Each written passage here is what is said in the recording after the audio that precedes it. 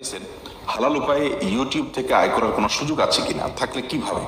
কোথাও এর কোনো সঠিক সমাধান পাচ্ছি না। এই বিষয়ে একটু আলোচনা করলে আমি সহ হাজার ইউটিউবার উপকৃত হতে পারি। বা ইমরান আহমেদ, ইউটিউবে হালাল উপার্জন করার উপায় আছে, আর তা হলো আপনি যে ভিডিওগুলো ইউটিউবে শেয়ার করছেন বা পোস্ট করছেন, আপলোড করছেন, সেগুলোতে